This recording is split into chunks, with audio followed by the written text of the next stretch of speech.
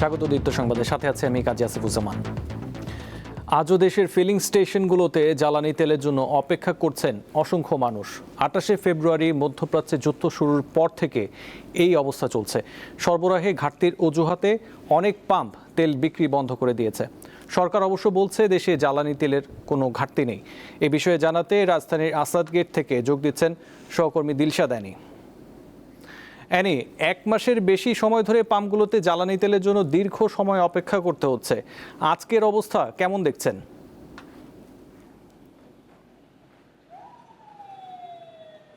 আজকের অবস্থাও ঠিক এই ১ মাস ধরে যে জ্বালানি সংকট রয়েছে, আমরা দেখেছি বিভিন্ন পেট্রোল পাম্পে যারা গ্রাহক আছেন তাদের দীর্ঘ লাইন। কেউ ৭ ঘন্টা ৮ ঘন্টা ধরে লাইনে দাঁড়িয়ে অপেক্ষা করছেন, কেউ তেল নিতে পারছেন, আবার লাইন ৭-৮ ঘন্টা লাইনে থাকার পরেও অনেকে তেল নিতে পারছেন না, খালি হাতে ফিরতে হচ্ছে অনেকেই। আর এই মুহূর্তে আসাদ গেটের যে ফিলিং স্টেশনের সামনে আমি আছি, সেটি গুরুত্বপূর্ণ একটি জায়গায়। এখানে সংসদ ভবন আছে, ইলেকশন কমিশনের যে সচিবালয় আছে সেটিও রয়েছে। তো গুরুত্বপূর্ণ যারা কর্মকর্তা আছেন, অফিস যারা আছে, বেশিরভাগ তারা কিন্তু এই ফিলিং স্টেশন থেকেই তেল নিয়ে থাকেন। আমরা পেট্রোল পাম্পে কথা বলেছি, পাম্পের যে দায়িত্বরত যারা আছেন এই মুহূর্তে এই যে দেখতে পাচ্ছেন এটি কিন্তু এখন বন্ধ রয়েছে, তেল সরবরাহ বন্ধ রয়েছে। সকাল ৮টায় তাদের যে তেলের গাড়ি সেটি গিয়েছে ডিপোতে তেল নিয়ে আসার জন্য। আমরা কথা বলেছি এখানে যারা আছেন তারা বলেছেন যে আসলে পর্যাপ্ত পরিমাণ তেল তারা পাচ্ছে না। তাদের এছাড়া আরও অন্যান্য যে ফিলিং স্টেশন আছে তাদের সাথেও কথা বলেছি। বেশিরভাগ ফিলিং স্টেশনের যারা আছেন, কর্তৃপক্ষ যারা আছেন তারা বলেছেন আসলে ডিপো থেকে কোনো ঝামেলা হচ্ছে, তারা পর্যাপ্ত তেল পাচ্ছেন না। সাধারণত তারা ২-৩ গাড়ি তেল পেতেন, কিন্তু এখন ১৩,৫০০ লিটারের যে গাড়ি আছে সেই একটি গাড়ি মাত্র তারা তেল পাচ্ছেন, এবং সেই তেল পাওয়া সাপেক্ষেই যে গ্রাহক যারা আসছেন তাদেরকে দিতে পারছেন। তো এই যে দেখছেন একটি বন্ধ আছে, তাদের তেল সরবরাহ করতে পারবেন সেটি জানিয়েছেন যে ২টার পর, আনুমানিক ২টার পর তারা সরবরাহ শুরু করতে পারবেন। কিন্তু এই যে পেছনে আমি আপনাদের দেখাতে চাই যে দীর্ঘ সারি যেটি গণভবন থেকে শুরু হয়ে এই আসাদ গেট পর্যন্ত এসেছে, এবং মোহাম্মদপুর থেকেও এই লাইনটি এসেছে। দীর্ঘ যে লাইন দেখতে পাচ্ছেন, যে গাড়ির যে লাইনটা আমরা দেখতে পাচ্ছি, ব্যক্তিগত গাড়ির লাইন, এর পাশে রয়েছে মোটর সাইকেল, যে আরোহী যারা আছেন, চালক যারা আছেন তাদের লাইনও রয়েছে। এই যে দেখেছেন যে রোদে অনেকেই দাঁড়িয়ে থাকতে পারছেন না, গাছের নিচে যে যেভাবে পারছে বসে আছেন, অপেক্ষায় আছেন যে তারা তেল নেবেন। তো গাড়ির এই যে প্রথম যে গাড়িটি দেখতে পাচ্ছেন, এখানকার যে চালক আছেন তার সাথে কিছুক্ষণ আগেই কথা বলেছি।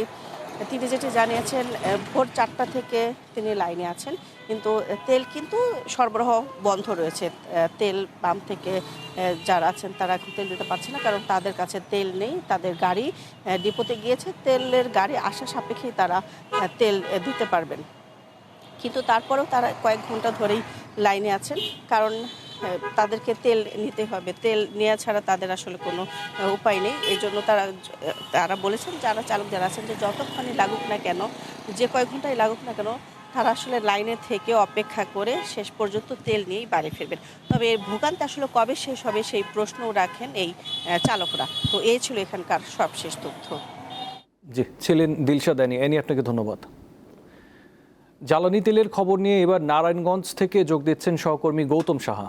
গৌতম, নারায়ণগঞ্জের পাম্পগুলো গ্রাহকের চাহিদা মতো জ্বালানি তেল দিতে পারছে কি? সেখানে বর্তমান অবস্থা আমাদের জানাবেন।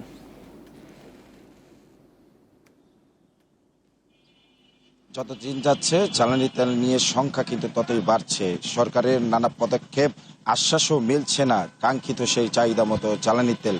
দীর্ঘ সময়ে অপেক্ষা করে মানুষ তার কাঙ্ক্ষিত তেল না পেয়ে তেক্ত বিরক্ত হচ্ছে সাধারণ মানুষ, এবং ভ্রাম্যমাণ আদালতের কালোবাজারি এবং অবৈধ মজুদ ধরার পরও থামানো যাচ্ছে না কিন্তু অবৈধ মজুদ, যার কারণে বিপাকে পড়ছেন নিম্ন এবং সাধারণ মানুষের যারা গ্রাহক রয়েছেন তারা। আমরা সকাল থেকে যে বিষয়টি দেখেছি, নারায়ণগঞ্জের যে ডিপুগুলিতে তাদের যে চাহিদা মতো যে তেলটি সেটা কিন্তু পাম্পগুলিতে দেওয়া হচ্ছে না বলে দাবি করছেন পাম্প মালিকরা, এবং সেই বিষয়টি অনুযায়ী তাদের যেহেতু দরকার 20,000 লিটার, সেখানে দেওয়া হচ্ছে তাদের 9 থেকে 10,000 লিটার, এবং ডিজেলও একই পর্যায়ে। নারায়ণগঞ্জের যে পাম্পগুলি আমরা সকাল থেকে দেখছি যে 66টি পাম্প রয়েছে, এর মধ্যে বেশিরভাগ পাম্প খোলা রয়েছে, তবে তেল বিক্রি বন্ধ রয়েছে। যারা চালক রয়েছে তারা বিভিন্ন প্রান্ত থেকে আসছেন তেল নিতে, তেল না পেয়ে তারা আবার আরেক প্রান্তে চলে যাচ্ছেন। তবে আমরা গ্রাহকদের সাথে কথা বলে যে বিষয়ে জানতে পেরেছি তারা কিন্তু একেবারে বিরক্ত হয়ে যাচ্ছেন, ভোগান্তিতে পড়ছেন, সেই বিষয়টি বলছেন। তবে পাম্প মালিকরা কিন্তু বলছেন ভিন্ন কথা। অনেক বাইকাররা রয়েছেন তারা কিন্তু একের অধিক তেল নেওয়ার পরেও তারা কিন্তু বারবার আসছেন, কিছুক্ষণ পরপর তেল নিতে আসছেন। এক ধরনের বাড়তি যে চাহিদা সেটা কিন্তু এই জ্বালানি তেল নিয়ে কিন্তু বেড়েছে ইদানিং 1 মাসে, এবং সেই কারণেও একটা কিন্তু সংকটের কারণ হিসেবে দেখছেন। এবং আমরা সরকারি নারায়ণগঞ্জে যে ফতুল্লা সিদ্ধিরগঞ্জে 4টি ডিপো রয়েছে, সেই ডিপোগুলিতে যে সময়সূচি নির্ধারণ করা হয়েছে সকাল 7টা থেকে 3টা পর্যন্ত, এবং ছুটির দিনও কিন্তু ডিপোগুলিতে তেল সরবরাহ করা হচ্ছে।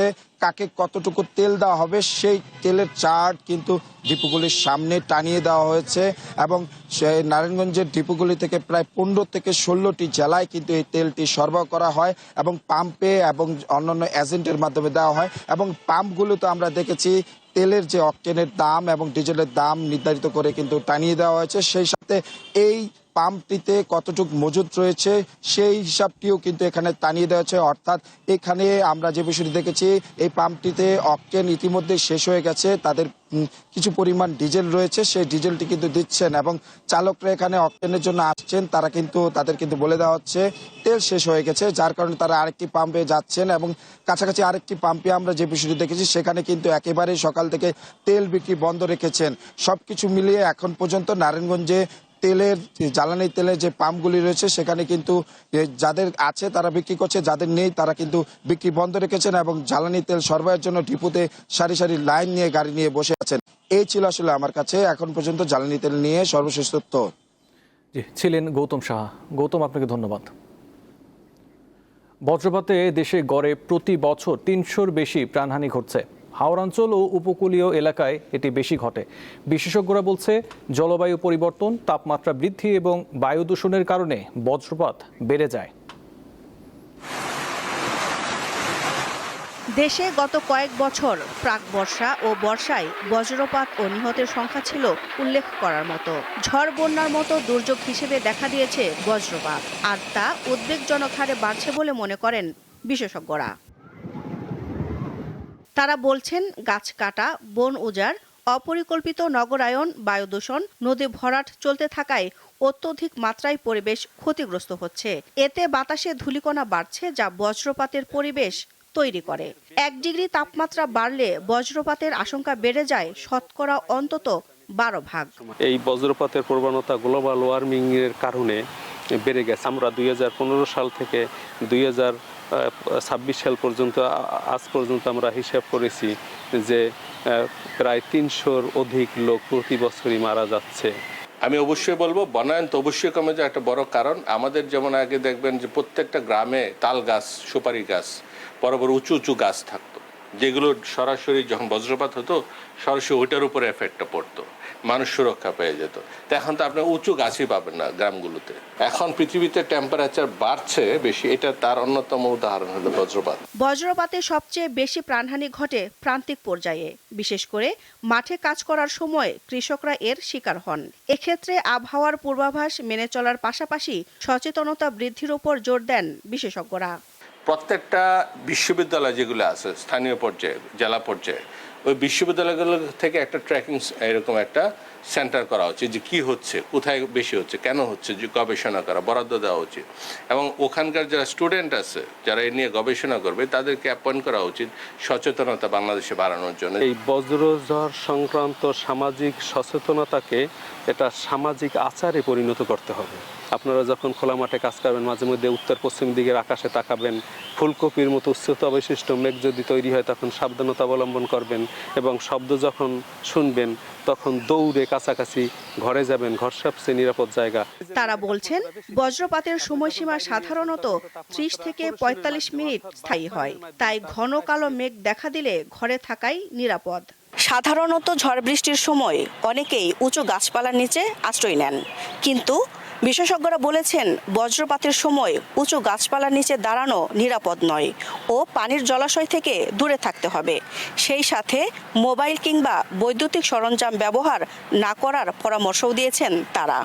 দিলশাদানি, দীপ্ত সংবাদ, ঢাকা। দরিদ্র ও অসহায় মানুষকে স্বল্প মূল্যে মানসম্মত স্বাস্থ্যসেবা দিতে পাবনার সাথিয়ায় 10,000 3টি মা ও শিশু স্বাস্থ্যসেবা কেন্দ্র নির্মাণ করা হলেও সেবা পাচ্ছেন না স্থানীয়রা। কারণ গত 7 বছরেও প্রয়োজনীয় জনবল, ওষুধ ও চিকিৎসা সরঞ্জাম নিশ্চিত করা হয়নি কেন্দ্রগুলোতে। 2019 সালে পাবনার সাঁথিয়া উপজেলার সোনাতলা, কাশীনাথপুর ও কুমিরগাড়ি এলাকায় 10 শয্যার পৃথক 3টি মা ও শিশু স্বাস্থ্যসেবা কেন্দ্র নির্মাণ করা হয়। উদ্দেশ্য তৃণমূল পর্যায়ে স্বাভাবিক ও অস্ত্রোপচারের মাধ্যমে নিরাপদ প্রসব সেবা নিশ্চিত করা, সেই সাথে অল্প খরচে মানসম্মত স্বাস্থ্যসেবা প্রদান। জেলা পরিবার পরিকল্পনা কার্যালয়ের তথ্য বলছে, কাশীনাথপুর স্বাস্থ্যকেন্দ্রে মেডিকেল টেকনোলজিস্ট, ফার্মাসিস্ট ও পরিবার কল্যাণ পরিদর্শিকা রয়েছে, কিন্তু বাকি দুটি ক্ষেত্রে 10 পদের বিপরীতে একটিতে 3 জন, আরেকটিতে রয়েছে 2 জন। ফলে কাঙ্ক্ষিত সেবা পাচ্ছে না স্থানীয়রা। এত সুন্দর হাসপাতাল, কিন্তু দুঃখের বিষয় এখানে কোনো ডাক্তার নাই, কোনো কর্মকর্তা নাই, ভালো কোনো চিকিৎসা সেবা নাই, যার কারণে আমাদের পাবনা যাইতে হয়। এগুলো এখন একজন রোগী আমি দেখলাম, তাকে যদি আমি সেই হালকা কিছু টেস্টের দরকার, সেটা যদি আমি করার জন্য পাবনাই পাঠাই, তাহলে তো আর হলো না। উপযুক্ত ডাক্তার না থাকার কারণে এই হাসপাতালটা এখন অকেজ, অচলের দিকে। জনবল সংকট সহ সব সমস্যার কথা ঊর্ধ্বতন কর্মকর্তাদের জানিয়েছে জেলা পরিবার পরিকল্পনা কার্যালয়, তবে সমস্যার সমাধান হয়নি। মূল জনবল মেডিকেল অফিসার, 2 জন মেডিকেল অফিসারের পদ আছে, কিন্তু সেই পদগুলো শূন্য রয়েছে। তারপরে হলো যে যন্ত্রপাতি দেওয়া হয়নি। এখানে একটি পদে আমরা জনবল দেখতে পাচ্ছি মেডিকেল টেকনোলজিস্ট, সেই পদে লোক আছে কিন্তু কোনো ধরনের রিএজেন্ট বা যন্ত্রপাতি দেওয়া হয়নি। আমরা এটা সচিব বরাবরে লিখেছি পত্র, এবং আমরা আশা করি যে এই বিষয়ে সিদ্ধান্ত হবে, আমরা জনবল পাবো এবং যন্ত্রপাতি পাবো। স্থানীয়দের আশা, অচিরেই মা ও শিশু কেন্দ্রতে প্রয়োজনীয় জনবল নিয়োগের পাশাপাশি ঔষধ ও যন্ত্রপাতি সরবরাহ করা হবে। সঞ্জিদা স্নিগ্ধা, দীপ্ত, বার্তা কক্ষ। ইরানের সবচেয়ে বড় উঁচু সেতু ও ইস্পাত কারখানায় হামলার জবাবে মধ্যপ্রাচ্যের বিভিন্ন দেশে ব্যাপক হামলা চালিয়েছে তেহরান। নিক্ষেপ করা হয়েছে ক্ষেপণাস্ত্র। এদিকে জোরপূর্বক হরমুজ প্রণালী খুলে দিতে জাতিসংঘে আনা প্রস্তাবে ভেটো দিয়েছে রাশিয়া, চীন ও ফ্রান্স। বৃহস্পতিবার ইরানের বৃহত্তম 2টি স্টিল উৎপাদন কারখানা ও দেশটির সবচেয়ে উঁচু ঝুলন্ত ব্রিজ B1-এ হামলা চালায় যুক্তরাষ্ট্র ও ইসরায়েল। হামলায় ইরানের স্টিল উৎপাদন সক্ষমতা প্রায় 70% ধ্বংস হয়েছে বলে দাবি ইসরায়েলের প্রধানমন্ত্রী বেনিয়ামিন নেতানিয়াহুর। সেতুতে হামলার ঘটনায় হতাহতের সংখ্যা শতাধিক। হামলার প্রতিশোধ নিতে শুক্রবার সংযুক্ত আরব আমিরাত ও বাহরাইনে অবস্থিত মার্কিন স্টিল কারখানায় হামলা চালিয়েছে ইরান। দুবাইয়ে মার্কিন প্রযুক্তি প্রতিষ্ঠান ওরাকলের ডেটা সেন্টারেও হামলার দাবি IRGCর। এছাড়া হামলা চালানো হয়েছে ইসরায়েলের রাফায়েল অস্ত্র উৎপাদন কারখানায়। আরব আমিরাতের হাবশান গ্যাস ক্ষেত্রেও অগ্নিকাণ্ডের ঘটনা ঘটেছে। কুয়েতের সবচেয়ে বড় তেল শোধনাগার, বিদ্যুৎ কেন্দ্র এবং একটি লবণাক্ত পানি শোধনাগারে হামলার ঘটনা ঘটেছে। তবে ইরানের দাবি, কুয়েতের জ্বালানি স্থাপনায় তেহরান নয়, হামলা চালিয়েছে ইসরায়েল। সেতুতে হামলার প্রতিশোধ নিতে উপসাগরীয় দেশের 8টি প্রধান সেতুর হিটলিস্ট প্রকাশ করেছে ইরান। পারস্য উপসাগরের কাশেম দ্বীপের কাছে যুক্তরাষ্ট্রের F-35 যুদ্ধবিমান ভূপাতিত করার দাবি করেছে IRGC। শুক্রবার ইয়েমেন থেকেও ইসরায়েলে ক্ষেপণাস্ত্র ছোড়া হয়।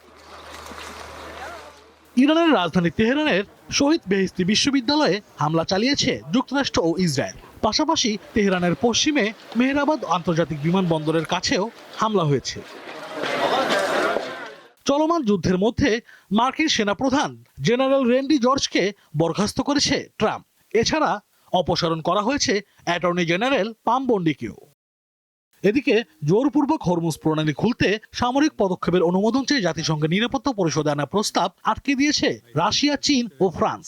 গত 1 মাস হরমুজ প্রণালী বন্ধ থাকায় পারস্য উপসাগরে অন্তত 2000-এর বেশি বাণিজ্যিক জাহাজ আটকে পড়েছে, যার মধ্যে 320টির বেশি জ্বালানিবাহী ট্যাঙ্কার।